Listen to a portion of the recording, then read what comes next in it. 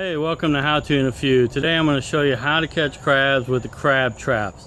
First thing we're going to do is take a look at a crab trap. I'm going to show you how it works and the different parts of it. And then we're going to take a ride out on the boat and go pick up our crab traps, and hopefully we'll come home with a bunch of crabs to boil. Alright, so here's a crab trap. I'm going to apologize for the shakiness of the video, but this entire video is going to be shot on a cell phone.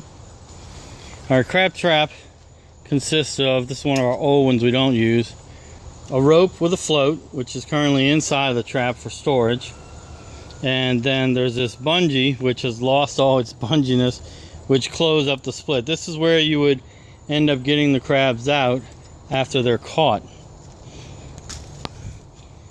Now the bait is held in that center spiral or round compartment.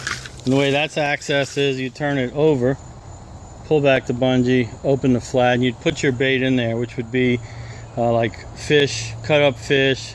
I know some crabbers use a special kind of cheese, or what we use is leg quarters because we can get them real cheap, and we just put chicken in there. Then you would close that, flip it back, and make sure that when you throw it in the water, that it hits the water in this position, with the bait towards the bottom, the chutes towards the bottom. Now these chutes allow the crabs to crawl in but not crawl back out, and they need to be kind of angled upwards so that it's not able or not easy for them to crawl back out once they get in.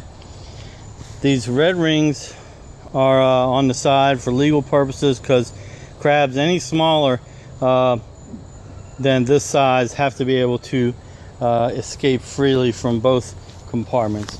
And then finally there's an upshoot here, because the crab's natural instinct, when it becomes aware of the fact that it's been caught, its natural instinct is to swim up. So it eventually will find another chute and move into this upper, in this case it's an upper and side chamber, where the crab will hopefully stay until you get ready to pull the trap out. This allows a constant flow of crabs in and away from the bait, to allow other crabs in. One thing I do want to mention is that different states have different laws for licensing. In Louisiana, you can only have 10 crab traps under a recreational license, and they have to be tagged, which is what you see up here. Now this tag you can't read anymore, but it would have your fishing license number on it, so that you could prove that this is your trap and that you are in fact licensed to catch crabs with it. Our newer traps have an aluminum tag that's actually imprinted with our license numbers. So be sure you check any legalities like that. You have to have here a basic, which is freshwater fishing license, plus a saltwater license, and then add on the crab traps if you want to do this type of crabbing. Okay, well, now let's go out on the water and go pick ours up and see if this in fact will work, and if we'll come home with any crabs to boil. Alright, so we're heading out to our crab traps now. I showed you the crab traps at home and how they work, and we've had them out here now for about a week, and we use leg quarters, chicken, to bait them, and actually a little less than a week. It's been about 4 days, so we'll see what kind of results we get, and you'll see the next step in the process of how to catch crabs with crab traps.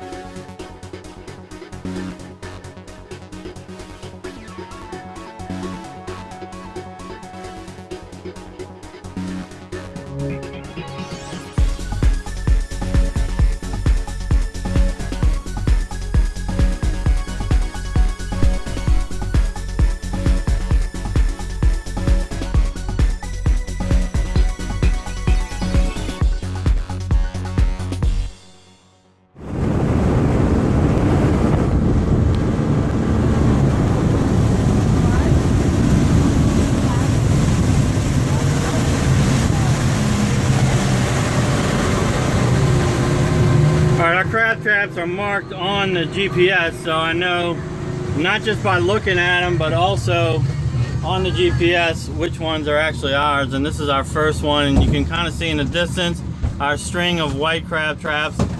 We try to keep them close in a small area so that we don't make the commercial crab guys too mad. They kind of resent the recreational crabber because they feel like we're taking away you know, their livelihood. But it is what it is, and that's not our intention. We're just out here having a little fun. It costs us a lot more money to do crabbing on our own than it does to buy them from the fish market. All right, so here's our leg quarters.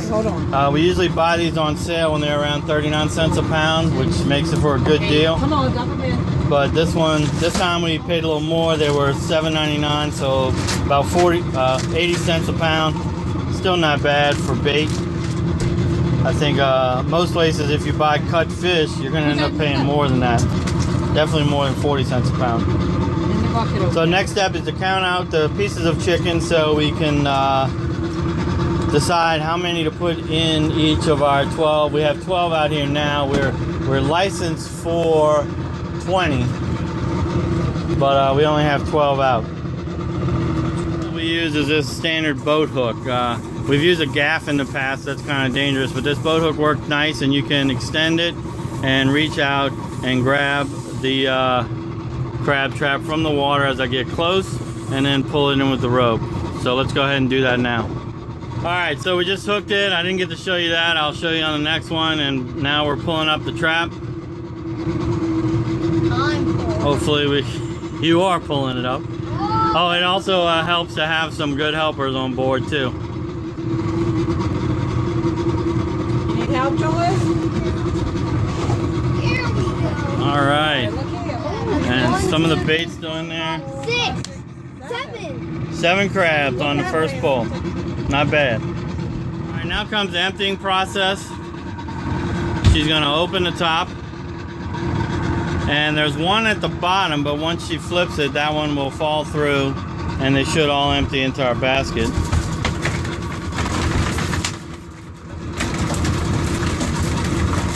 With some shaking. All right, and that's our first haul. They all look alive. We're gonna hose them off real quick before we put them in the well. Hose them, Julius. Hose that. Give me the bait. Watch your toes. Look at this. Oh. Hit the switch. Black one. The black middle one. Okay, watch this.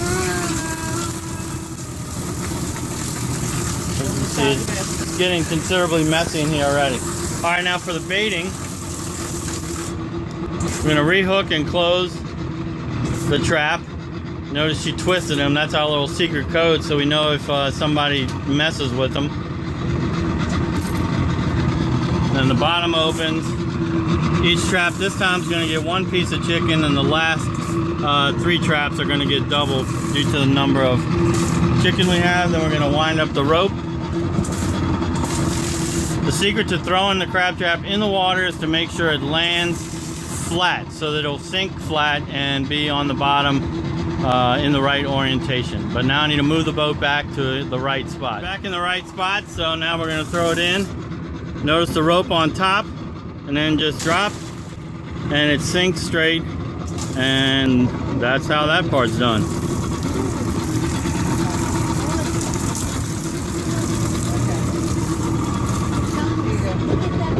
All right, then we use our live well to store them. I'll turn on the aerator, the water spritzer.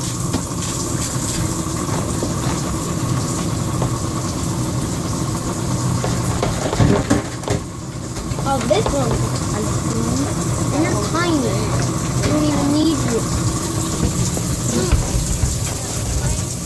All right, and that's our first trap down. All right, we just hooked this one.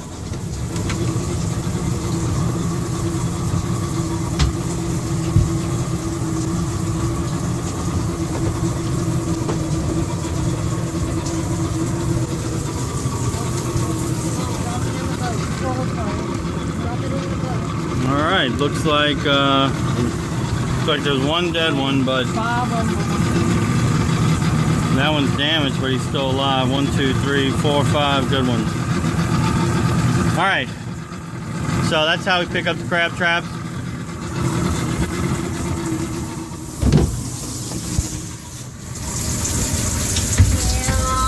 Occasionally we get a little, let me focus.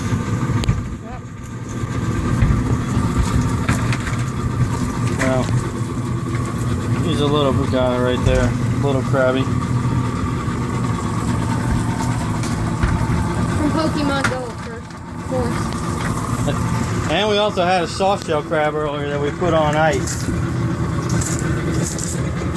Alright, so last trap, 8 crabs in this one. That was the most for this round. In previous years, we've gotten anywhere from 6 to 12 in one trap. So we're gonna dump these and head on in. One last look into the live well with all the crabs.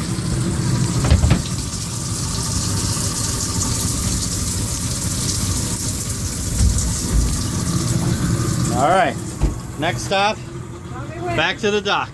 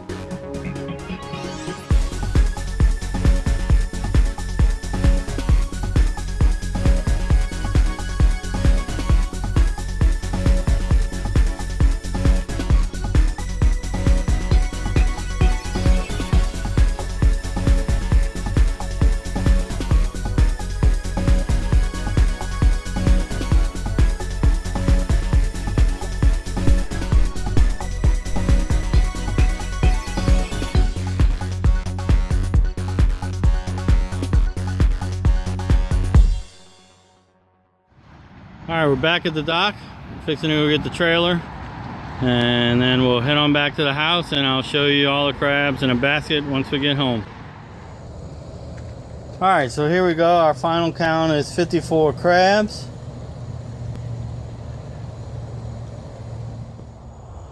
And I want to thank you all for watching, and hopefully now you know how to go crabbing and catch crabs with crab traps, if that's something that you want to do. And if you liked the video, please give me a thumbs up, hit the subscribe button, and I appreciate you watching, and I'll see you next time.